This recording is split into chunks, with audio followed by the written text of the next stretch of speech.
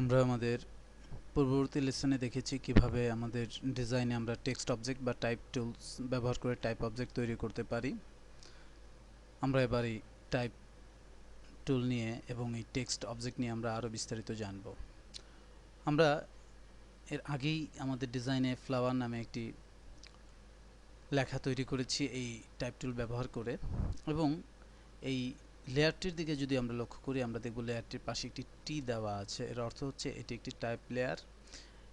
এই টি এর একটি বিশেষ অর্থ আছে। এই ধরনের লেয়ারগুলো মূলত ভেক্টরাইজ ইনফরমেশন কন্টেন্টস করে, অর্থাৎ এই লেয়ারটি তার ইনফরমেশনকে যেভাবে রাখছে এই লেয়ারটি তার থেকে ভিন্ন পদ্ধতিতে ইনফরমেশন রাখছে। ফলে আমরা যদি আমাদের এই টেক্সটকে বড় ছোট করার প্রয়োজন মনে করি, সেক্ষেত্রেও দেখব যে আমরা এই ইমেজটির মান পড়বে না, অর্থাৎ এই অবজেক্টটির মান পড়বে না। এর কারণ হচ্ছে এই অবজেক্টটিকে এটি ভেক্টরাইজ পদ্ধতিতে সংরক্ষণ করছে।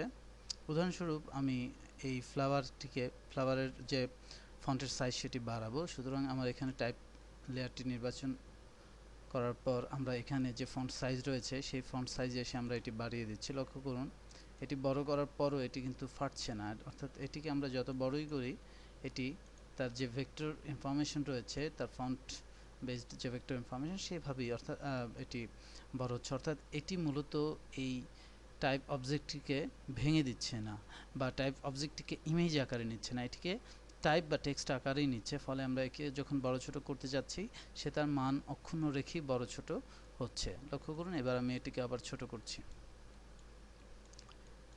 এছাড়াও আরেকটি এক্সাম্পল আপনাদেরকে বিষয়টি ক্লিয়ার করবে। সেটা হচ্ছে, ধরুন আপনি এখানে ফ্লাওয়ার লেখাটি লিখেছেন, এখন কোনো কারণে আপনার এখানে বানান ভুল হয়েছে অথবা অন্য যে কোনো কারণে হোক এটি আপনি পরিবর্তন করতে চান। সেক্ষেত্রে আপনি কি করবেন এবং সেক্ষেত্রে এটি পরিবর্তনযোগ্য কিনা। যদি এটিকে ইমেজ আকারে এখানে বসানো হতো তাহলে সেই সুবিধাটা আমরা পেতাম না, কিন্তু যেহেতু এটি টেক্সট আকারে এখানে রয়েছে সুতরাং আমরা এটি এডিট করতে পারবো। এই ইমেজে আমরা সেই ধরনের কোনো এডিট করতে পারবো না, বা এটাকেও যদি আমরা ইমেজ আকারে কনভার্ট করে নিতাম সেক্ষেত্রে আমরা আর এখানে সেই এডিটিংটা করতে পারতাম না। কিন্তু যেহেতু এটি এখনও টাইপড লেয়ারই রয়েছে এবং টাইপে আছে, সুতরাং আমরা এখানে এটি খুব সহজেই টাইপ টুল নির্বাচন করে আমরা এর মধ্যে যে কোনো একটি জায়গাতে মাউসের ক্লিক করে আমরা এটিকে এডিটেবল করতে পারি। অর্থাৎ আমরা চাইলে এখন এখানে কিছু লিখতে পারি বা পরিবর্তন করতে পারি, এবং পরিবর্তন শেষে আমরা কিবোর্ডের নিউমেরিক কিপ্যাডের ডান দিকে যে এন্টার রয়েছে সেটি চেপে অথবা এই টিক চিহ্ন চেপে পরিবর্তনটি চূড়ান্ত করতে পারি।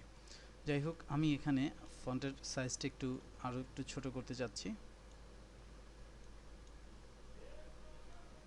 এবার আমি ফন্টের কালার নিয়ে কাজ করব। আমরা আগেই জেনেছি যে ফন্ট কালারটি এখানে প্রদর্শিত হয়। আপনার যদি অন্য কোনো টুল নির্বাচিত থাকে তাহলে কিন্তু আপনি এই টাইপ টুলের যে ফন্ট সেটি খুঁজে পাবেন না।